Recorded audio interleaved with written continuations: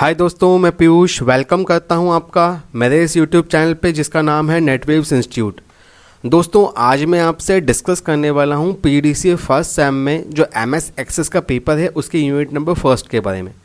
दोस्तों, unit number first का जो सिलेबस है वो कुछ इस तरीके से है। डेटाबेसेस क्या हैं, रिलेशनल डेटाबेस क्या है, डेटा नॉर्मलाइजेशन क्या है, तो ये सारी चीज़ों को मैं यहाँ पे इसी वीडियो में डिस्कस करने वाला हूँ।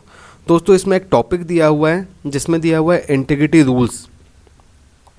ये इंटीग्रिटी रूल्स हैं, इसके अंदर primary key, foreign key, one to many, many to one relationships दिया हुआ है। दोस्तों, इस टॉपिक को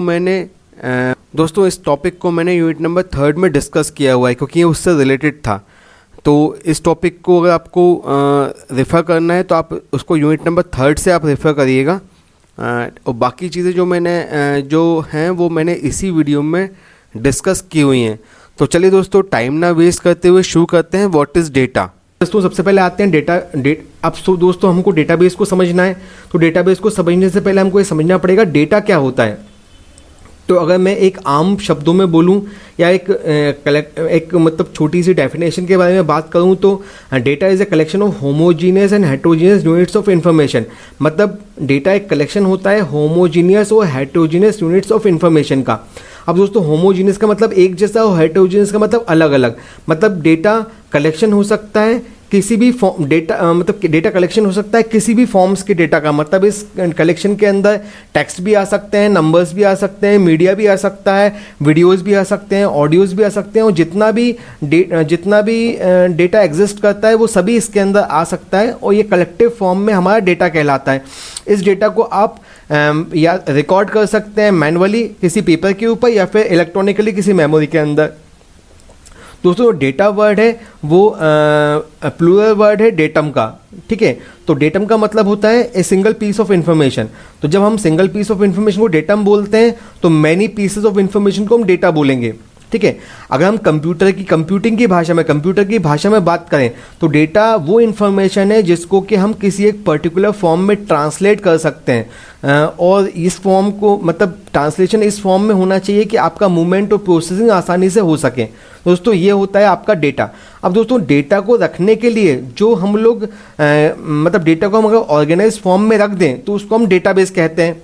ठीक है, अब ऑर्गेनाइज कैसे हो सकता है दोस्तों, अपन इस मतलब ऑर्गेनाइजेशन ऐसे हो सकता है डेटा का कि अगर उसको हम रो कॉलम्स में रख दें तो वो डेटा जो है ऑर्गेनाइज फॉर्म में आ जाएगा। ठीक है, इसको हम इस फॉर्म को हम टेबल्स बोलते हैं।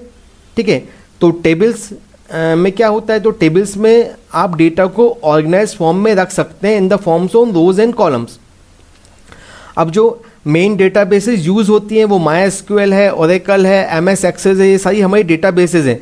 ठीक है, इनका काम होता है डेटा को स्टोर करना, उनको रिट्राइव करना और मैनेज करना। अब दोस्तों, अगला जो टॉपिक है, मतलब अब मैंने एक छोटे से डायग्राम के माध्यम से आपको बताया हुआ है कि डेटाबेसेस किस तरह से आती हैं। तो जो हमें डिफरेंट फैक्ट्स डिफरेंट सोर्सेज से मिलते हैं, ठीक है, उनको हम क्या करते हैं, कलेक्ट कर लेते हैं। और इन फैक्ट्स को जब हम कलेक्ट करते हैं तो वो हमारी इन्फॉर्मेशन कहलाती है। ठीक है, अब इस इंफॉर्मेशन को अगर हम प्रोसेस कर लेते हैं, ठीक है, जो हमारी काम की इन्फॉर्मेशन होती है उसको हम रख लेते हैं, बाकी जो काम की नहीं होती उसको हटा देते हैं, उस इन्फॉर्मेशन को हम प्रोसेस कर लेते हैं तो वो हमारा डेटा कहलाती है। और जब इस डेटा को हम किसी एक ऑर्गेनाइज्ड फॉर्म में रख देते हैं तो वो हमारा डेटाबेस कहलाती है। अब दोस्तों, इससे मुझे उम्मीद है आपको पूरा समझ में आ गया होगा कि डेटाबेस क्या है। तो मतलब database is a collection of data, ठीक है, which is in the organised form. और डेटा क्या है, data is collective form of information, और information is collective form of facts from different sources. तो दोस्तों, अब ये डेटाबेस क्लियर हो गया होगा आपका। अब अपन आगे चलते हैं। ये मैंने एग्जांपल लिया हुआ है डेटाबेस का, दिया हुआ है आपको डेटाबेस का। तो दोस्तों, इसके अंदर जो ये एनरोलमेंट लिया हुआ है, ये स्टूडेंट नेम लिया हुआ है, ये स्टूडेंट एड्रेस लिया हुआ है, ये स्टूडेंट मोबाइल नंबर लिया हुआ है, ये स्टूडेंट का डेट ऑफ एडमिशन लिया हुआ है। तो दोस्तों, ये जितने भी हैं इसको हम फील्ड्स बोलते हैं। ठीक है, और किसी एक पर्टिकुलर बंदे का रिकॉर्ड अगर होगा तो उसको हम टुपिल्स भी बोल सकते हैं, रिकॉर्ड्स बोल सकते हैं, या रोज बोलेंगे। ठीक है, और जो सिंगल पीस ऑफ इंफॉर्मेशन है उसको हम एट्रीब्यूट बोलेंगे। ठीक है, इस टेबल में से कोई भी सिंगल पीस ऑफ इंफॉर्मेशन, ये भी एक एट्रीब्यूट है, ये भी एक एट्रीब्यूट है, ये खुद भी एक एट्रीब्यूट है, और ये अपना रो है, ये अजय की पूरी इंफॉर्मेशन है, उसका एनरोलमेंट नंबर क्या है, उसका एड्रेस क्या है, उसका मोबाइल नंबर क्या है, तो ये उसका एक रिकॉर्ड है। तो इसको हम रिकॉर्ड बोल सकते हैं, रोज बोल सकते हैं या ट्रिपल्स बोल सकते हैं। और किसी एक पर्टिकुलर कॉलम को हम फील्ड्स बोल सकते हैं। इसको हम कॉलम भी हैं ये और फील्ड्स भी हैं। तो एक पर्टिकुलर कॉलम को हम फील्ड्स बोल सकते हैं, फील्ड्स बोल सकते हैं नहीं, फील्ड्स बोलते हैं। तो दोस्तों ये था हमारा डेटाबेस का एक एग्जांपल जिसके अंदर कुछ फील्ड्स दी हुई हैं और कुछ रिकॉर्ड्स मैंने लिए हुए हैं, और मैंने आपको समझाने की कोशिश की कि फील्ड्स क्या होती हैं, ट्रिपल्स रिकॉर्ड्स क्या होते हैं और एट्रीब्यूट्स क्या होते हैं। अब दोस्तों मैंने यहाँ पे एक डायग्राम बनाया हुआ है, एक छोटा पिक्चर लिया हुआ है जिसके अंदर जो मोस्ट पॉपुलर डेटाबेसेस है उसकी मैंने यहाँ पे आपको सब दिया हुआ है। जो मोस्ट पॉपुलर डेटाबेसेस हैं जो भी यूज़ हो रहे हैं वो ओरेकल है, एसक्यूएल सर्वर है, एमएस एक्सेस है, DB2 है, मैंगो DB है, MySQL है। तो ये सारे हमारे जो हैं मोस्ट पॉपुलर डेटाबेसेस हैं। अब दोस्तों मैं आता हूँ डेटाबेस के कंपोनेंट्स के बारे में। तो डेटाबेस के 5 कंपोनेंट्स होते हैं, हार्डवेयर, सॉफ्टवेयर, डेटा प्रोसीजर और डेल डेटा एक्सेस लैंग्वेज। तो सबसे पहले हम लोग पढ़ते हैं हार्डवेयर के बारे में। दोस्तों जो भी फिजिकल डिवाइसेस हैं, ठीक है, वो हमारे सारे हार्डवेयर कहलाते हैं, ठीक है, जो डेटाबेस की हेल्प करते हैं, ठीक है। इसके अंदर आपका इलेक्ट्रॉनिक डिवाइस आ गया, कंप्यूटर आ गया, इनपुट आउटपुट डिवाइस आ गया, स्टोरेज डिवाइस हो गए, जितने भी डिवाइसेस फिजिकल डिवाइसेस हैं वो सारे हमारे हार्डवेयर कहलाते हैं, ठीक है। फिर आते हैं सॉफ्टवेयर के बारे में। वो सॉफ्टवेयर को जो डेटाबेस के जो डेटा को एक्सेस करने में, स्टोर करने में, डिलीट करने में, ठीक है, उसको चलाने में डेटाबेस की हेल्प करता है, ठीक है, या कंट्रोल करता है, उसको हम सॉफ्टवेयर्स कहते हैं। अगर मैं इसको इंग्लिश में इसको डिफाइन करूँ तो ये कह सकते हैं this is a set of programs use to manage and control the overall database. एक डेटाबेस को कंट्रोल करने के लिए और मैनेज करने के लिए जो सॉफ्टवेयर यूज़ किए जाते हैं उसको हम सॉफ्टवेयर कहते हैं, और ये हमारा डेटाबेस का एक कंपोनेंट है। अगला है डेटा। तो दोस्तों जो डेटा हम लोग डेटाबेस के अंदर रखते हैं, ठीक है, जो रॉ फॉर्म में होता है उसको हम प्रोसेस करके रखते हैं, ठीक है, उसको हम डेटा बोलते हैं, ठीक है। अगर इसको मैं इंग्लिश में डिफाइन करूं तो data is a raw and unorganised fact that is required to be processed to make it a meaningful data, can be simple at the same time unorganized unless it is organized, ठीक है। तो दोस्तों ये था हमारा data. Generally data comprise facts, observations, perceptions, numbers, characters, symbols, images etcetera. मतलब data के अंदर कुछ भी हो सकता है, फैक्ट्स हो सकते हैं, ऑब्जर्वेशंस हो सकते हैं, परसेप्शंस हो सकते हैं, नंबर्स हो सकते हैं, कैरेक्टर्स हो सकते हैं, सिंबल्स हो सकते हैं, इमेजेस हो सकती हैं, और भी बहुत सारा डेटा जो भी ऑडियो वीडियो फाइल्स जो कुछ वो सब डेटा के अंदर इंक्लूड हो सकता है।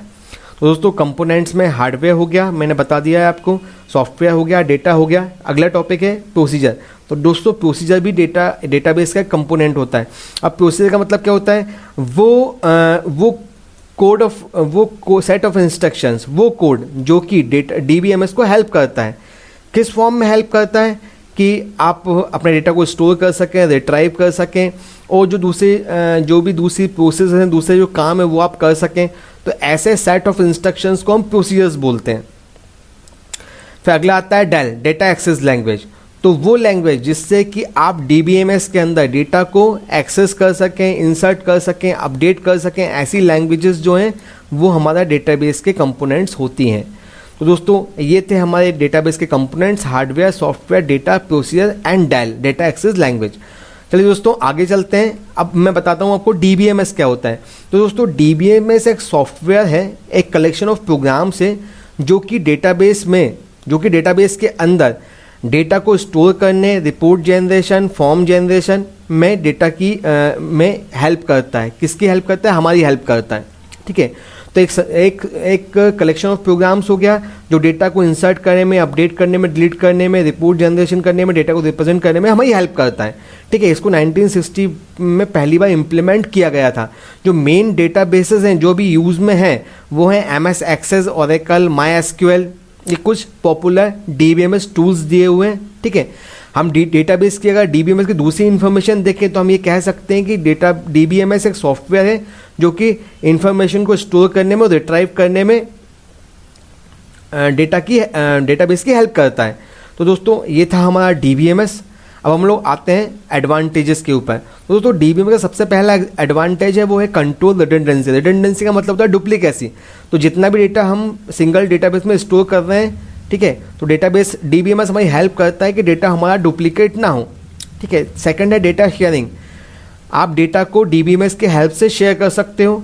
जो तीसरा है बैकअप, आप डेटा डीबीएमएस की हेल्प से डेटा की बैकअप और रिकवरी सिस्टम तैयार कर सकते हो, जिससे डेटा रिकवर हो जाएगा और उसका ऑटोमेटिक बैकअप भी क्रिएट हो जाएगा।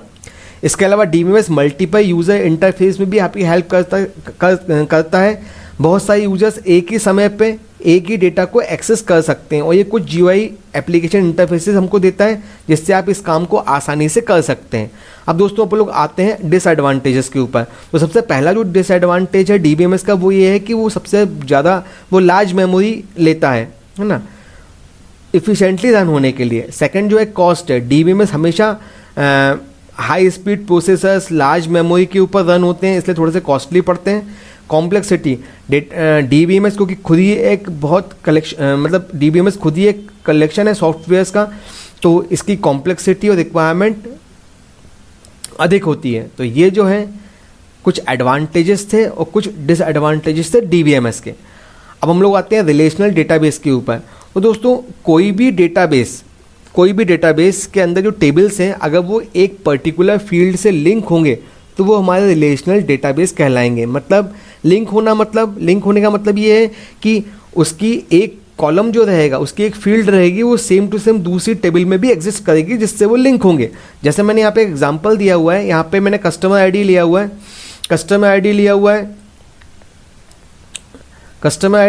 है, ठीक है, कंपनी लिया हुआ है, नेम लिया हुआ है, कंपनी का एड्रेस लिया हुआ है। अब कस्टमर आईडी मतलब ये कस्टमर आईडी हो गई, ठीक है। इसके अलावा कंपनी का नेम हो गया और कंपनी का एड्रेस हो गया, ठीक है। अब इसको हमने लिंक किया सेकंड टेबल के साथ। सेकंड टेबल में क्या दिया हुआ है, ये कस्टमर आईडी। तो ये जो टेबल है ये इससे लिंक हो रही है, किस फील्ड से, कस्टमर आईडी के द्वारा लिंक हो रही है। तो इसलिए ये हमारा रिलेशनल डेटाबेस कहलाएगा। मतलब जब भी एक डेटाबेस दूसरी डेटाबेस के साथ लिंक होता है किसी एक पर्टिकुलर फील्ड को लेकर, तो वो हमारा रिलेशनल डेटाबेस कहलाता है। आगे वाले वीडियोस में हम इसके बारे में डिटेल में पढ़ेंगे दोस्तों। अभी मुझे उम्मीद है कि आपको बेसिक चीज़ समझ में आ गई होगी कि हम लोग रिलेशनल डेटाबेस किसको बोलते हैं। अब हम लोग आते हैं प्राइमरी कीज़ के ऊपर। तो दोस्तों डीबीएमएस के अंदर बहुत सारी कीज़ होती हैं। कीज़ मतलब हर रिकॉर्ड को आइडेंटिफाई करने के लिए एक यूनिक हमको आइडेंटिटी चाहिए पड़ती है, उस आइडेंटिटी को हम कीज़ बोलते हैं। मतलब अगर मैं सिंपल सी बात करूं तो मैं कह सकता हूं, एक सिंपल डेफिनेशन में मैं कह सकता हूं कि primary key are identifies every record in a table uniquely. हर टेबल में रिकॉर्ड को आइडेंटिफाई करने के लिए जिस यूनिक इन्फॉर्मेशन की रिक्वायरमेंट होती है वो हमारी कीज़ कहलाती हैं, ठीक है। प्राइमरी कीज़ अपने कॉलम्स में ऐसी वैल्यू रखता है जो कि पूरे उस कॉलम में यूनिक रहती है, ठीक है। जैसे कि स्टूडेंट की आईडी, अगर स्टूडेंट का इनरोलमेंट नंबर, अगर वो स्टूडेंट का इनरोलमेंट नंबर वहाँ पे एग्जिस्ट करता है और वो अगर प्राइमरी की है तो वो पहली बात तो यूनिक रहेगा, मतलब उसका रिपीटेशन नहीं होगा। सेकंड थिंग कि वो नल नहीं रहेगा, मतलब उसको खाली नहीं छोड़ा जा सकता, ठीक है। तो ये दो उसकी मेन प्रॉपर्टी होती है प्राइमरी की कि जो भी कॉलम है अगर वो प्राइमरी की है तो ना तो वो एम्प्टी रहेगी, ठीक है, और ना वो डुप्लीकेट होगी, मतलब यूनिक रहेगी और एम्प्टी भी नहीं रहेगी। कोई डुप्लीकेट वैल्यू इसके अंदर एग्जिस्ट नहीं कर सकती और एक टेबल के अंदर एक ही प्राइमरी की होती है, ठीक है। तो एक ही प्राइमरी की होती है मतलब कि कोई भी टेबल रहेगी तो उसके अंदर एक ही प्राइमरी की होगी। ऐसा हो सकता है कि दो फील्ड्स को हम कंबाइन करके भी प्राइमरी की बना लें। अगर हम दो फील्ड्स को कंबाइन करके प्राइमरी की बनाते हैं तो वो हमारी कंपोजिट प्राइमरी की कहलाती है, ठीक है। जैसे कि एग्जांपल में मैंने यहाँ पे लिया हुआ है एनरोलमेंट नंबर ऑफ स्टूडेंट, ठीक है। तो ये मैं आपको बताना चाहता हूँ, जैसे कि यहाँ पे लिया हुआ है, अब यहाँ पे ये स्टूडेंट जो आईडी है ये मेरी प्राइमरी की है। अब ये जो है ये यूनिक रहेगी, ठीक है, ये डुप्लीकेट नहीं होगी और ये किसी भी रो के अंदर खाली नहीं छूटेगी, नल नहीं होगी, ठीक है। इसके द्वारा ही, इस की को लेकर ही हम इस रिकॉर्ड को आइडेंटिफाई कर सकते हैं। हो सकते हैं यहाँ पे दो जिम नाम के व्यक्ति हों लेकिन दोनों की आइडेंटिटी अलग अलग रहेगी, दोनों की प्राइमरी की अलग अलग रहेगी, दोनों को अलग अलग आइडेंटिफाई किया जा सकता है। तो दोस्तों ये था हमारे प्राइमरी की का कॉन्सेप्ट। चलिए अब आगे बढ़ते हैं। अब दोस्तों मैं आपके सामने डिस्कस कर रहा हूँ डेटाबेस डिज़ाइन प्रोसीजर्स के बारे में। अब दोस्तों डेटाबेस डिज़ाइन प्रोसीजर होता क्या है? अगर मैं सिंपल भाषा में बात कहूँ तो ऐसा प्रोसीजर जिसकी हेल्प से हम डेटाबेस को डिज़ाइन कर सकते हैं, ये हमारा डेटाबेस डिज़ाइन प्रोसीजर कहलाता है। अब दोस्तों क्या ये प्रोसीजर एक ही है? नहीं, एक प्रोसीजर से हम डेटाबेस को डिज़ाइन नहीं कर सकते। इसको करने के लिए हमें कलेक्शन ऑफ प्रोसेस चाहिए। तो अगर हम इसकी डेफिनेशन की बात करें तो हम ये कह सकते हैं कि database design is a collection of process that makes data designing, development, implementation and maintenance easy for enterprises. मतलब हम डेटाबेस डिज़ाइन प्रोसीजर क्या है? एक कलेक्शन ऑफ प्रोसेस है जिससे हम डेटाबेस को डिज़ाइन कर सकते हैं, डेवलप कर सकते हैं, इम्प्लीमेंट कर सकते हैं, मेंटेन कर सकते हैं किसी एक एंटरप्राइज के लिए। दोस्तों अगर प्रॉपरली हमारी डेटाबेस को डिज़ाइन किया गया होगा या प्रॉपरली हमारा डेटाबेस डिज़ाइन होगा तो ये हमारी डेटा की कंसिस्टेंसी को बढ़ाता है और कॉस्ट इफेक्टिव होता है। ठीक है, डेटाबेस डिज़ाइनर्स ये डिसाइड करते हैं कि किस तरह से क्या डेटा हमको स्टोर करना है और किस तरह से डेटा एलिमेंट्स को कोरिलेट करना है। मेन ऑब्जेक्टिव जो होता है डेटाबेस डिज़ाइन का वो ये होता है कि हमारी जो फिज़िकल और लॉजिकल डिज़ाइन है मॉडल्स की वो सही रहे, प्रॉपर रहे। अब दोस्तों ये फिज़िकल और लॉजिकल डिज़ाइंस होती क्या हैं? तो दोस्तों अगर मैं लॉजिकल मॉडल की बात करूँ तो ये कंसंट्रेट करता है कि डेटा की रिक्वायरमेंट के ऊपर और किस डेटा को किस तरीके से स्टोर किया जाना है और वो कैसे इंडिपेंडेंट होगा। अब दोस्तों इंडिपेंडेंट होगा मतलब ये है कि जैसे आगे आने वाले टाइम में, फ्यूचर में मान लीजिए हमको किसी डेटाबेस के अंदर कुछ एलिमेंट को ऐड करना है या डिलीट करना है, तो वो डिज़ाइन ऐसा रहे कि हमको पुराने वाले डेटाबेस को चेंज ना करना पड़े। ये हमारा लॉजिकल मॉडल है। ठीक है, और दोस्तों फिजिकल मॉडल का मतलब है कि जो हमने लॉजिकल मॉडल डिज़ाइन किया है डेटाबेस का, उसको किस तरीके से हम फिजिकल मीडिया पे यूज़ करेंगे। फिजिकल मीडिया मतलब आपका फ्लॉपी हो गया, सीडी हो गया, या जिस पे भी आप डेटा को स्टोर कर रहे हो। अब दोस्तों फिजिकल मॉडल में एक और चीज़ ये रहती है कि अगर मान लीजिए आगे फ्यूचर में आपकी फिजिकल डेटा जो फिजिकल मीडिया है वो चेंज होता है या बदल जाता है, तो आप अगर दूसरा मीडिया लेके आओगे तो वो दूसरा मीडिया भी ऐसा हो कि दूसरा मीडिया लेके आओगे तो आपका डिज़ाइन ऐसा हो कि वो दूसरे मीडिया पे भी उसी तरीके से स्टोर करे जैसे वो पहले वाले मीडिया पे करता था। तो हम इसको फिजिकल इंडिपेंडेंसी भी बोलते हैं। तो दोस्तों इस तरीके से हमारा जो डेटाबेस डिज़ाइन होना चाहिए वो लॉजिकल मॉडल, जो लॉजिकल इंडिपेंडेंसी भी होना चाहिए, फिजिकल इंडिपेंडेंसी भी होना चाहिए। लॉजिकल में डेटा किस तरीके से स्टोर होगा और वो इंडिपेंडेंट रहेगा। फिजिकल मॉडल में फिजिकल किस तरह से फिजिकल मीडिया पे स्टोर होगा और वो इंडिपेंडेंट रहेगा। तो ये दोनों चीज़ें जो हैं ये फुलफिल होना चाहिए। तो ये था आपका डेटाबेस डिज़ाइन का प्रोसीजर। अब दोस्तों कुछ स्टेप्स होती हैं डेटाबेस को डिज़ाइन करने के लिए, उसको हम डिस्कस कर लेते हैं। दोस्तों ये स्टेप्स हैं कि किस तरीके से हम डेटाबेस को डिज़ाइन करते हैं। तो सबसे पहले तो हम ये देखते हैं कि हमारे डेटाबेस का पर्पस क्या है, हम किस पर्पस के लिए डेटाबेस को डिज़ाइन कर रहे हैं। फिर हम जब डेटाबेस का पर्पस हमको पता पड़ जाता है तो हम पहले डेटाबेस में आने वाले डेटा को ऑर्गेनाइज करते हैं और फाइंड करते हैं, मतलब हम पूरी इन्फॉर्मेशन को इकट्ठा करते हैं। फिर हम इन्फॉर्मेशंस को टेबल्स में डिवाइड करते हैं। ठीक है, जब ये टेबल्स में डिवाइड हो जाते हैं तो फिर इनके कॉलम्स बनाते हैं, कॉलम्स के नाम देते हैं। ठीक है, और फिर जब ये टेबल्स और कॉलम्स डिवाइड होके प्रॉपरली जम जाते हैं तो हम इनको प्राइमरी कीज स्पेसिफाई करते हैं कि भाई और ये स्पेसिफिकेशन ऐसा होना चाहिए कि हर रिकॉर्ड को यूनिकली आइडेंटिफाई किया जा सके। इसके बाद जब प्राइमरी कीज़ डिफाइन हो जाती है तो ये टेबल्स रिलेशनशिप में आते हैं, किस तरीके से एक टेबल्स को, एक इन्फॉर्मेशन को दूसरे टेबल से दूसरी इन्फॉर्मेशन रिलेट किया जाएगा या किया गया है। ठीक है, इसके बाद हमारी डिज़ाइन को रिफाइन किया जाता है। हम एनालाइज करते हैं कि हमारी जो डिज़ाइन है वो एरर्स तो नहीं है। अगर कोई डेटाबेस कोई रिकॉर्ड अगर इंटर हो रहा है या डिलीट हो रहा है तो कोई एरर्स तो हमारे डिज़ाइन में जनरेट नहीं हो रही हैं। ठीक है, तो ये डेटाबेस रिफाइन होती है। इसके बाद फिर आता है नॉर्मलाइजेशन का। जब हमारा डेटाबेस रिफाइन हो जाता है तो फिर हम डेटा को नॉर्मलाइज करते हैं। अब दोस्तों नॉर्मलाइजेशन क्या होता है? नॉर्मलाइजेशन का मतलब होता है कि हम डेटा को यूज़ करने लायक बनाते हैं। तो ठीक है दोस्तों, यहाँ तक तो ठीक था, ये डेटाबेस डिज़ाइन के स्टेप्स थे। अब हम आते हैं नॉर्मलाइजेशन के ऊपर। दोस्तों ये पूरा प्रोसीजर है, ये पूरे एक स्टेप बाय स्टेप है। पहला अपना आया डेटाबेस डिज़ाइन प्रोसीजर, फिर आया डेटाबेस के स्टेप्स, डिज़ाइन के स्टेप्स, डेटा डिज़ाइन के स्टेप्स। अब आएगा डेटा नॉर्मलाइजेशन, मतलब हम डेटाबेस को नॉर्मलाइज कर रहे हैं, डेटाबेस डिज़ाइन को नॉर्मलाइज कर रहे हैं। अब दोस्तों नॉर्मलाइजेशन का पर्पस क्या है? जब हम डेटाबेस को नॉर्मलाइज करते हैं तो उसका पर्पस क्या है, हम नॉर्मलाइज क्यों करते हैं दोस्तों? सबसे पहला पर्पस है कि हम डेटा की रिडंडेंसी को रिड्यूस करते हैं, जो रिपीटेड डेटा है उसको हटाते हैं, और जो एबनॉर्मल डेटा है जिसका हमको रिक्वायरमेंट नहीं है, यूज़ नहीं है, उसको हम इस नॉर्मलाइजेशन प्रोसेस के अंदर हटा देते हैं। नॉर्मलाइजेशन प्रोसेस होता क्या है? नॉर्मलाइजेशन प्रोसेस के अंदर होता है कि हम बड़ी बड़ी टेबल्स को स्मॉलर टेबल्स में डिवाइड करते हैं और इन टेबल्स को आपस में रिलेशनशिप में रखते हैं। ठीक है, अब ये तो चीज़ें हो गई कि हमने टेबल्स को डिवाइड कर दिया, उन टेबल्स को रिलेशनशिप में रख दिया। मतलब इसका मेन उद्देश्य है कि हम ये सब करेंगे, लेकिन हमारा जो मेन मुख्य पर्पस है, जो मेन उद्देश्य है वो ये है कि आपका जो डेटाबेस है उसमें से आपका रिडंडेंट डेटा, जो रिपीटिव डेटा है, वो हटना चाहिए। ठीक है, अब ये जो प्रोसेस होता है डेटा नॉर्मलाइजेशन का, ये प्रोग्रेसिव होता है। प्रोग्रेसिव का मतलब ये एक लेवल के ऊपर दूसरा लेवल के ऊपर तीसरा लेवल जाता है। मतलब अगर आपको नॉर्मलाइजेशन करना है डेटा को, तो पहले वो फर्स्ट एनएफ में जाएगा, फर्स्ट नॉर्मल फॉर्म में, फिर वो सेकंड एनएफ में जाएगा, फिर वो थर्ड एनएफ में जाएगा। डेटा डायरेक्टली थर्ड एनएफ में नहीं जा सकता, उसको फर्स्ट एनएफ और सेकंड एनएफ से निकलना ही पड़ेगा। अब दोस्तों जब डेटाबेस थर्ड एनएफ में पहुंच जाता है तो मोस्ट जो प्रैक्टिकल एप्लीकेशंस हैं, जो मोस्ट एप्लीकेशन जो अक्सर होता है, जो देखा गया है, वो ये देखा गया है कि जब थर्ड नॉर्मल फॉर्म में डेटा पहुंच जाता है तो वो हमारा यूज़ करने के लायक हो जाता है और वो बेस्ट अचीव हो जाता है, उसको नॉर्मलाइजेशन जो है वो नॉर्मलाइज हो जाता है थर्ड नॉर्मल फॉर्म में।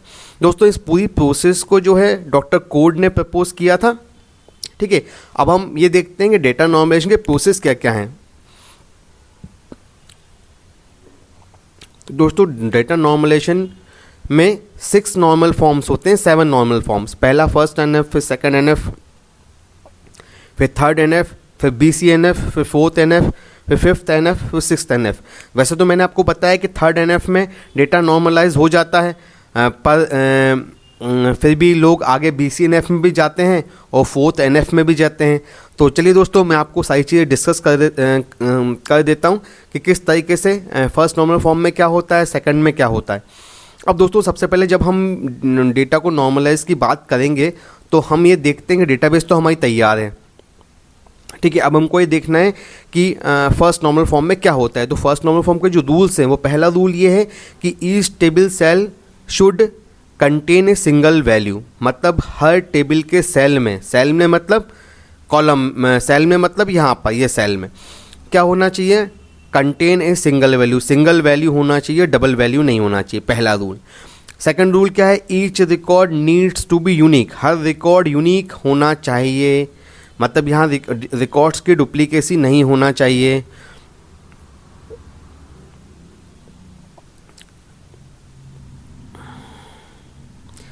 अब जो थर्ड रूल है वो ये, columns which contain set of values और नेस्टेड रिकॉर्ड्स और नॉट अलाउड।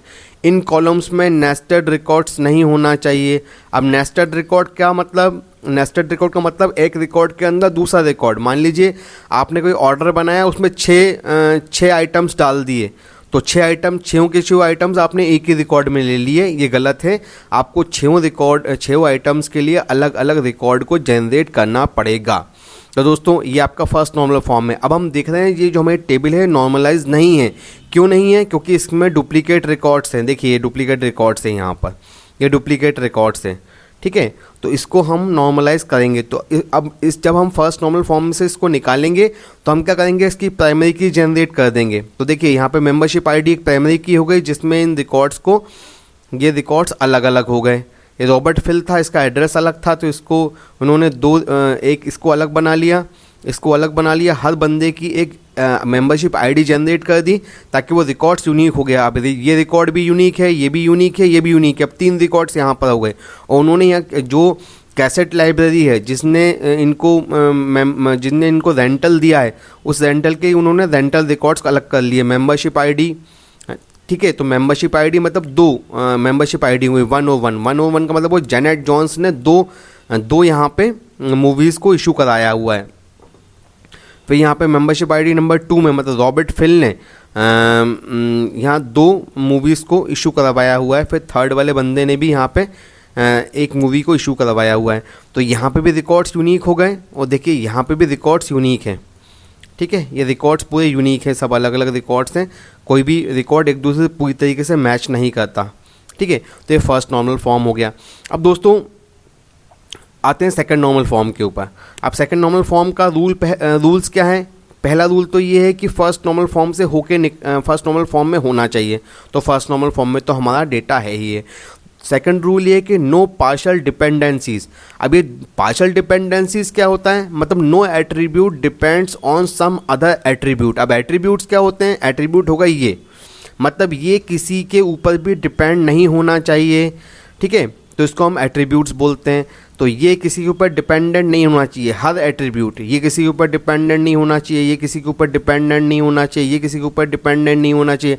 अब डिपेंडेंट होने का मतलब ये होता है दोस्तों कि कोई भी चीज़ अगर चेंज होगी तो इसका रिफ्लेक्ट में कोई और चीज़ को चेंज नहीं होना चाहिए। तो ये हमारा जो है डिपेंडेंसीज कहलाती हैं। तो देखिए यहाँ पर तो कोई जितने भी एट्रीब्यूट्स हैं सारे इंडिपेंडेंट है, इसलिए सेकेंड नॉर्मल फॉर्म में है। ठीक है, तो ये हमारा टेबल जो है सेकंड नॉर्मल फॉर्म में। अब हम थर्ड नॉर्मल फॉर्म में चलते हैं। तो थर्ड नॉर्मल फॉर्म से पहले मैं एक टर्म आपसे डिस्कस करूंगा जिसका नाम है ट्रांजिटिव फंक्शनल डिपेंडेंसीज। अब ये ट्रांजिटिव फंक्शनल डिपेंडेंसीज क्या होता है?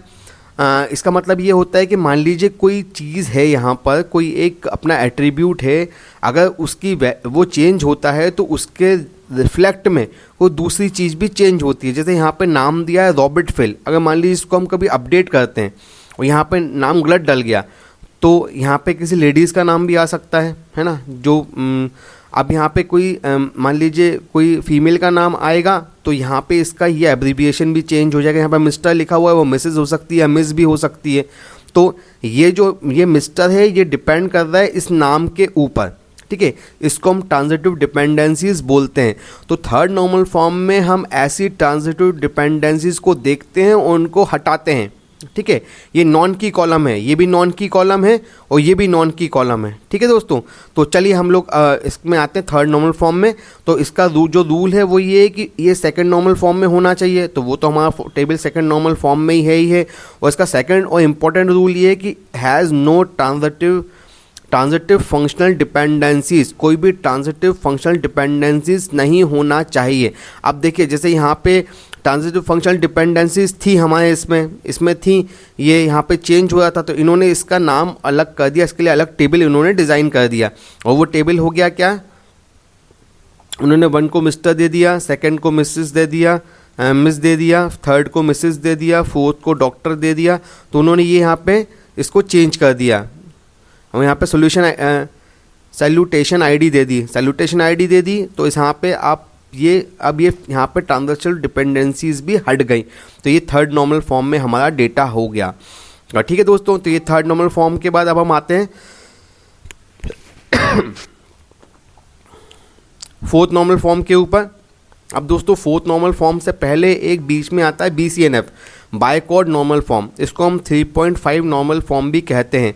दोस्तों इस नॉर्मल फॉर्म में जो बची कुछ एबनॉर्मलिटी होती है डेटा की वो देखी जाती है और उसको रिमूव कर दिया जाता है। इसके बाद आते हैं फोर्थ नॉर्मल फॉर्म के ऊपर। फोर्थ नॉर्मल फॉर्म में हम लोग मल्टी वैल्यूड एट्रीब्यूट्स को अलग हटाते हैं। अब मल्टी वैल्यूड एट्रीब्यूट्स क्या हो गए दोस्तों? जैसे मान लीजिए आपका एड्रेस दिया है, तो एड्रेस को क्या कर सकते हैं हम? डिवाइड कर सकते हैं सिटी में, स्टेट में, कंट्री में, पिन कोड में।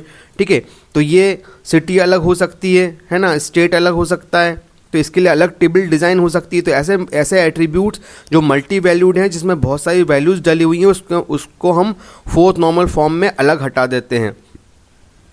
अब दोस्तों हम लोग आते हैं फिफ्थ नॉर्मल फॉर्म के ऊपर। फिफ्थ नॉर्मल फॉर्म में जब डेटा आता है तो वो फोर्थ नॉर्मल फॉर्म से होके आता है और अब इस डेटा का डिवीज़न नहीं होता। इस जो डेटाबेस हमको मिली है उसका डिकम्पोजिशन या डिवीज़न नहीं होता। मतलब अब इस डेटा का डिवीज़न हम यही देखेंगे कि हम और इस टेबल को डिवाइड कर सकते हैं क्या आगे। जब हम नहीं कर सकते होंगे, हमारा फोर्थ नॉर्मल फॉर्म से निकल चुका होगा डेटा, तो वो फिफ्थ नॉर्मल फॉर्म में कहलाएगा। तो फिफ्थ NF में डेटा का जो होता है डिकम्पोजिशन नहीं होता। ठीक है, अब दोस्तों सिक्स नॉर्मल फॉर्म जो है वो प्रपोज्ड है, अभी आया नहीं है, कोई इसका स्टैंडर्ड मेथड नहीं है। होपफुली हम ये सोचते हैं कि आने वाले टाइम पे हमको एक स्टैंडर्ड मेथड इसका मिलेगा। तो दोस्तों ये था हमारा डेटा का नॉर्मलाइजेशन। मुझे उम्मीद है कि आपको डेटा नॉर्मलाइजेशन समझ में आया होगा, डेटाबेस डिज़ाइन स्टेप्स समझ में आई होंगी। चलिए अब आगे चलते हैं। अब अपन लोग आते हैं एमएस एक्सेस के ऊपर। तो दोस्तों मैंने जैसे आपको बताया था कि एमएस डेटाबेस डीबीएमएस जो हैं क्या होते हैं। एमएस एक्सेस सबसे पहली बात तो डीबीएमएस है। अब डीबीएमएस क्या होते हैं? डीबीएमएस एक स्पेशल सॉफ्टवेयर्स होते हैं जो कि डेटाबेस के अंदर डेटा को स्टोर करने में, मैनेज करने में, रिट्राइव करने में, डिलीट करने में हमारी हेल्प करते हैं। तो माइक्रोसॉफ्ट एक्सेस जो है वो एक डीबीएमएस है और ये एक आरडीबीएमएस भी है, रिलेशनल डेटाबेस मैनेजमेंट सिस्टम। मतलब इसके अंदर जो रिलेट किए गए डेटाबेस हैं, रिलेशनल डेटाबेस है, उनको भी हम ऐड कर सकते हैं, उनको भी हम ले सकते हैं। तो एमएस एक्सेस एक डीबीएमएस है और आरडीबीएमएस है। इसको जो है माइक्रोसॉफ्ट ने बनाया है। ठीक है, ये आपका खुद का इंजन यूज़ करता है। ठीक है, ये मतलब कंबाइन होता है माइक्रोसॉफ्ट जेट डेटाबेस इंजन से। ठीक है, ये इंजन क्या होता है? ये अपन कह सकते हैं कि एक सॉफ्टवेयर है जो कि माइक्रोसॉफ्ट एक्सेस के साथ अटैच रहता है। ठीक है, ठीक है। इसके अलावा एमएस एक्सेस के अंदर ग्राफिकल यूज़र इंटरफेस रहता है जिसके अंदर हम जिसके हेल्प से आप रिपोर्ट्स बना सकते हो, फॉर्म्स बना सकते हो और इसके खुद के सॉफ्टवेयर डेवलपमेंट टूल्स भी होते हैं। तो एक्सेस क्या है? Access is a combination of GUI, software development tools and database. ये सब मिलकर हमारे एक्सेस को बहुत इंटरेस्टिंग बनाते हैं। अब ये एमएस एक्सेस क्या है? एमएस एक्सेस एक पार्ट है एमएस ऑफिस सूट का।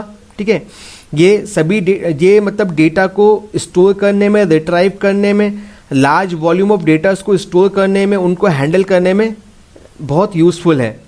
ठीक है, इसमें हम लोग नेटवर्क मतलब हम सिंगल वर्क स्टेशन के लिए अगर हम चाहें तो एक सिंगल डेस्कटॉप के लिए भी डेटाबेस बना सकते हैं। और अगर हम चाहें कि क्लाइंट सर्वर मॉडल हमको रखना है तो क्लाइंट सर्वर मॉडल के लिए भी हम डेटाबेस बना सकते हैं। अब क्लाइंट सर्वर मॉडल क्या होता है? मतलब डेटाबेस एक जगह रखी हुई है, उसके कई लोग यूज़ कर रहे हैं, तो वहाँ क्लाइंट सर्वर मॉडल कहलाता है। तो क्लाइंट सर्वर मॉडल के बारे में अगर आपको ज़्यादा जानना है तो आप मेरे आगे की वीडियोज़ देखते रहिए, मैं आपको पूरा डिटेल वहाँ पर बताऊँगा। अभी आप इतना समझ लीजिए कि अगर हम एमएस एक्सेस में ऐसा चाहते हैं कि एक ही डेटाबेस को 5 लोग यूज़ करें तो हम क्लाइंट सर्वर मॉडल यूज़ करेंगे और हम सर्वर पे एमएस एक्सेस के डेटाबेस को रख देंगे और उस सर्वर से जितने यूज़र्स लिंक रहेंगे वो सब उस डेटाबेस को यूज़ कर पाएंगे। दोस्तों ये था मेरा एमएस एक्सेस का इंट्रोडक्शन। एक बार फिर से रिवाइज करा देता हूँ। एमएस एक्सेस एक डीबीएमएस है, आरडीबीएमएस है। ये माइक्रोसॉफ्ट जेट डेटाबेस इंजन को यूज़ करता है। इसके अंदर जीयूआई और सॉफ्टवेयर डेवलपमेंट टूल्स हैं। ये माइक्रोसॉफ्ट ऑफिस सूट के अंदर ही आता है। ये लार्ज वॉल्यूम ऑफ डेटास को हैंडल करने में, मैनेज करने में इफ़िशेंट है। इसके अलावा ये नेटवर्क की डेटाबेस और स्टैंडअलोन डेटाबेस दोनों ही डेटाबेसेस के अंदर कंफर्टेबली वर्क कर सकता है। अब दोस्तों फीचर्स क्या हैं इसके? तो सबसे पहले तो ये है कि ये अपने डेटाबेस को खुद बनाता है और जो फॉर्मेट ये यूज़ करता है वो एमएस एक्सेस डेटाबेस इंजन से लेता है। ठीक है, मतलब ये वो फॉर्मेट जो बेस होते हैं वो MS Access Jet database engine के ऊपर आधारित होते हैं। ठीक है, रिलेशनल डेटाबेस को स्टोर भी कर लेता है। ठीक है, डायरेक्ट किसी डेटाबेस से डेटा को इंपोर्ट करना हो तो वो भी इसका एक फीचर है कि डायरेक्टली डेटा को इंपोर्ट कर लेता है। एमएस एक्सेस 2013 बहुत सारे कंपोनेंट्स प्रोडक्ट जो कि बाहर के हैं, जो एमएस एक्सेस से रिलेट नहीं होते, उनके डेटा को भी एक्सेस कर लेता है। इसके अलावा एमएस एक्सेस बहुत सारे अदर डेटा फॉर्मेट्स को भी समझता है। मतलब क्या होता है, डेटा को इंपोर्ट करने के लिए हमें जो बाहर का डेटा है उसका फॉर्मेट समझना पड़ता है। तो जो 2013 के बाद जो एमएस एक्सेस में इम्प्रूवमेंट किए गए हैं उसके आधार पर जितने बाहर के डेटा फॉर्मेट्स हैं जो पहले सपोर्ट नहीं करते थे वो सभी अब सपोर्ट करने लगे हैं। इसलिए बाहर की डेटाबेसेस के डेटा को आपको एमएस एक्सेस के अंदर लाना है तो वो भी आसानी से किया जा सकता है। ठीक है, इसके अलावा अगर आपको डेटा को बाहर लेके जाना है, जैसे कि आपको डेटा को वर्ड में लेके जाना है, एक्सेल में लेके जाना है, किसी और डेटाबेस में लेके जाना है, तो आप इसके डेटा को आसानी से एक्सपोर्ट भी कर सकते हो। ठीक है, इसके अलावा एक्सेस जो है ओपन डेटाबेस कनेक्टिविटी के साथ काम कर सकता है जिसको हम ODBC बोलते हैं।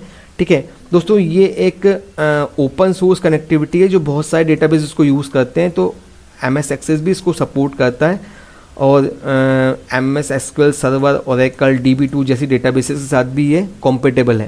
तो दोस्तों ये इसके फीचर्स थे MS एक्सेस के। अब अपन लोग आते हैं एक्सटेंशंस। तो दोस्तों 2000 MS एक्सेस का जो वर्जन 2007 था, उससे पहले जो MS एक्सेस का एक्सटेंशन था वो MDB था, माइक्रोसॉफ्ट डेटाबेस, ठीक है, MDB। लेकिन 2007 के बाद इसका एक्सटेंशन चेंज करके ACCDB कर दीजिए, ACCDB कर दिया गया, एक्सेस DB, एक्सेस डेटाबेस। तो इसका एक्सटेंशन चेंज हुआ है 2007 जो है, उससे पहले जो है MDB एक्सटेंशन चलता था MS एक्सेस में, और अब जो चलता है वो ACCDB चलता है। मतलब जब भी आप MS एक्सेस की फ़ाइल बनाओगे 2007 से पुराने वाले वर्जन में, तो आपकी फ़ाइल का जो एक्सटेंशन रहेगा वो MDB रहेगा, और 2007 के बाद की अगर फाइल बनाओगे तो जो आपकी फ़ाइल का एक्सटेंशन रहेगा वो ACCDB रहेगा। अब दोस्तों इसमें क्या है, 2007 के पुराने वाले 2007 जो नया वाला वर्जन है वो पूरी पुरानी वाली डेटाबेसेस को तो रीड कर सकता है, पर पुराना वाला वर्जन नई वाली डेटाबेस फाइल को रीड नहीं कर सकता। मतलब अगर आपने ACCDB फाइल आपने कहीं बनाई हुई है और उसको आप 2006 वाले वर्जन में MS एक्सेस के अंदर खोलना चाहते हो तो वो नहीं खुलेगी, क्योंकि वो सपोर्ट उसको नहीं करती है। लेकिन अगर आपने कोई फ़ाइल 2006 वाले में बनाई हुई है और उसको 2007 में खोलना चाहते हो तो वो आपकी फ़ाइल आसानी से खुल जाएगी, क्योंकि वो न्यू वर्जन को सपोर्ट, मतलब न्यू वर्जन पुरानी फाइल्स को सपोर्ट करता है। दोस्तों उम्मीद है मुझे कि आपको समझ में आया होगा। चलिए आगे बढ़ते हैं। अब दोस्तों आते हैं objects in MS Access. MS Access के अंदर ऑब्जेक्ट्स क्या क्या हैं। तो दोस्तों ऑब्जेक्ट्स एक्चुअली होते क्या हैं, तो मैं कह सकता हूं कि ऐसे सॉफ्टवेयर के टूल्स जो कि इंफॉर्मेशन को ऑर्गेनाइज करने में, यूज़र की हेल्प करने में, ठीक है, डेटा को स्टोर करने में, फॉर्म्स में, रिपोर्ट्स में, मैक्रोज में हमारी हेल्प करें, यूज़र की हेल्प करें या यूज़र के काम को आसान बनाएं, उसको हम ऑब्जेक्ट्स बोलते हैं। अब MS एक्सेस में ये ऑब्जेक्ट कितने टाइप के होते हैं। तो दोस्तों MS एक्सेस में जो मेन 4 ऑब्जेक्ट्स होते हैं वो तो होते हैं ये 4: table, queries, forms and reports. इसके अलावा मैक्रोज और मॉड्यूल्स भी होते हैं। तो चलिए दोस्तों इसको अपन डिस्कस करते हैं। अभी दोस्तों क्या है, ये जितने ऑब्जेक्ट्स हैं, टेबल है, क्वेरीज है, फॉर्म्स हैं, रिपोर्ट्स हैं, ये क्या है, ये सारे छोटे छोटे सॉफ्टवेयर्स हैं। इन सॉफ्टवेयर को MS एक्सेस के अंदर रख दिया गया है। तो ये सॉफ्टवेयर क्या करते हैं, सॉफ्टवेयर आपकी हेल्प करते हैं। जैसे टेबल्स हैं, टेबल्स क्या करेगा, टेबल आपकी हेल्प करेगा टेबल को बनाने में। क्वेरीज क्या करेगा, क्वेरीज आपकी हेल्प करेगा क्वेरी करने में, मतलब क्वेश्चन करने में। फॉर्म्स आपकी हेल्प करेगा फॉर्म्स बनाने में। रिपोर्ट्स आपकी हेल्प करेगा रिपोर्ट्स बनाने में। तो चलिए दोस्तों इसको डिस्कस करते हैं डिटेल में। अब दोस्तों सबसे पहले मैं आता हूँ कि फॉर्म्स क्या, टेबल्स क्या होते हैं। तो दोस्तों जब भी मैं टेबल्स देखूंगा तो क्या है कि जब भी मुझे टेबल बनाना होगा मैं टेबल ऑब्जेक्ट को कॉल करूंगा। जब मैं टेबल ऑब्जेक्ट को कॉल करूंगा तो टेबल मुझे क्या करेगा, एक बना बनाया फॉर्मेट दे देगा जिसके अंदर कॉलम्स रहेंगे, फील्ड्स रहेंगे। अब मुझे करना क्या है, मुझे सिर्फ उनका डेटा टाइप सेलेक्ट करना है, कॉलम्स की हेडिंग्स को डालना है और मेरा टेबल प्रिपेयर हो गया। और फिर मुझे उस टेबल के अंदर डबल क्लिक करके डेटा को इंसर्ट करना है। तो ये मेरा टेबल ऑब्जेक्ट हो गया।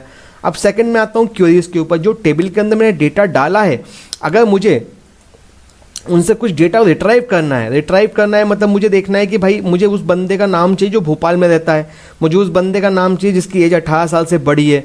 तो ऐसी क्वेरीज के लिए क्वेरी एक ऑब्जेक्ट बना हुआ है। वहाँ पे आप अपना क्वेश्चन, वहाँ पे बहुत सारे फील्ड्स आ जाएंगे। जिस भी टेबल में से आपको डेटा निकालना है, जो आपको कॉलम चाहिए वो आप वहाँ पे ले लीजिए और वो आपको वहाँ डेटा को डिस्प्ले कर देगा।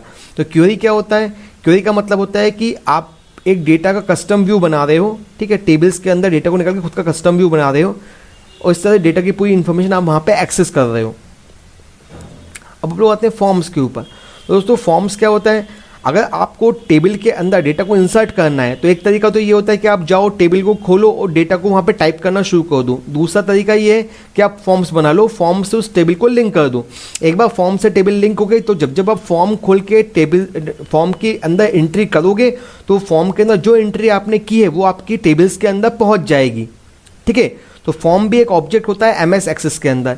अब इसके अलावा आते हैं फिर रिपोर्ट्स के अंदर। रिपोर्ट्स क्या होती हैं, तो दोस्तों रिपोर्ट्स क्या है, जैसे कोई चीज़ आपको समराइज फॉर्म में चाहिए, मतलब टेबल्स के अंदर बहुत सारे फील्ड्स हैं, बहुत सारा डेटा है। अब आपको सब डेटा नहीं देखना है, आपको एक पर्टिकुलर व्यू चाहिए, एक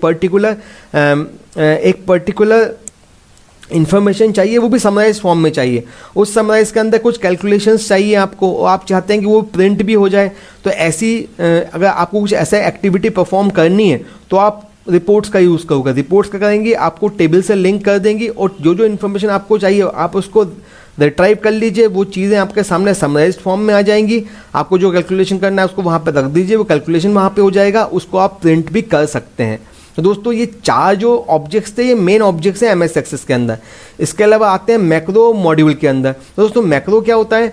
मैक्रो के अंदर क्या होता है कि रिकॉर्डिंग चालू हो जाती है। जो इवेंट आप परफॉर्म करवाना चाहते हो उसको मैक्रो के अंदर आप रिकॉर्ड कर लो, और जब भी आप मैक्रो को प्ले करोगे वो वैसा का वैसा ही बिहेव करेगा जैसे आपने उसको रिकॉर्ड किया है। ये सेम ऐसा ही होता है जैसे आपने वर्ड में मैक्रो पढ़े होंगे या एक्सेल में मैक्रो पढ़े होंगे। जब भी आपको कोई एक pre defined set of operations करवाना है आप मैक्रो को रिकॉर्ड कर लीजिए और उसको आप प्ले कर दीजिए। जब भी आप उसको प्ले करेंगे तो जो भी प्री डिफाइंड, जो भी रिकॉर्डिंग में आपने रिकॉर्ड किया होगा, जो ऑपरेशंस आपने परफॉर्म किए होंगे वो सेम ऑपरेशंस वहाँ पे परफॉर्म हो जाएंगे। इसके अलावा दोस्तों अपन लोग आते हैं मॉड्यूल्स के ऊपर। अब मॉड्यूल्स क्या होते हैं? तो दोस्तों क्या है कि मॉड्यूल्स छोटे छोटे कोड्स होते हैं। इस कोड्स को हम विजुअल बेसिक में लिखते हैं। अगर आपने विजुअल बेसिक पढ़ा होगा तो इसको आप आसानी से समझ पाओगे, नहीं तो आपको इसके लिए विजुअल बेसिक भी पढ़ना पड़ेगा। तो मॉड्यूल्स आप समझ सकते हैं, छोटी छोटी प्रोग्रामिंग होती है जो आप वीबी में लिख सकते हैं, और एक बार आपके मॉड्यूल्स बन जाएं तो आप इसको रन करके जो भी चाहें, जो कोड चाहें वो कोड यहाँ पे, जो काम करवाना चाहे वो काम आप यहाँ पे, जो एक्शन परफॉर्म करवाना चाहें वो एक्शन यहाँ पे परफॉर्म करवा सकते हैं। अब मैक्रो मॉड्यूल में अंतर क्या है? तो दोस्तों मैक्रो को क्या कर सकते हैं आप? मैक्रो को मॉडिफाई नहीं कर सकते, जैसा आप रिकॉर्ड करोगे वैसा ही होगा। पर मॉड्यूल को क्या कर सकते हैं आप? रिकॉर्ड नहीं कर सकते, आप जैसा कोड करोगे वो मॉड्यूल वैसा चलेगा। तो दोस्तों ये सभी के बारे में अभी अपन अगले मतलब इसी वीडियो में, इसके बाद वाले वीडियो में मैं आपको सारी चीज़ों की डिटेल बताऊंगा। अभी आप इतना समझ लीजिए कि ये थ्योरेटिकल पार्ट था, इतना मुझे पढ़ाना था, तो मैंने आपको ये सब डिटेल में और बहुत कंडेंस्ड फॉर्म में मैंने आपको बता दिया। तो दोस्तों ये अपना का सिलेबस था फर्स्ट यूनिट का, ये यहाँ पे ख़त्म होता है। अब दोस्तों इसके बाद वाली वीडियोस आप देखना ना भूलें, जिसके अंदर मैं बताऊंगा कि एमएस एक्सेल पे काम कैसे करते हैं, कैसे डेटा को बनाते हैं, कैसे डेटाबेस बनती है, कैसे रिकॉर्ड होते हैं, कैसे रिपोर्ट्स बनती हैं, कैसे फॉर्म्स बनते हैं। जितने भी यहाँ पे ऑब्जेक्ट्स दिए हुए हैं उन सभी ऑब्जेक्ट्स की इन्फॉर्मेशन आपको इसके बाद वाले वीडियोज़ में मिलेंगी। चलिए दोस्तों, अगर आपको वीडियो पसंद आई तो प्लीज़ आप इसको लाइक और शेयर जरूर कीजिएगा।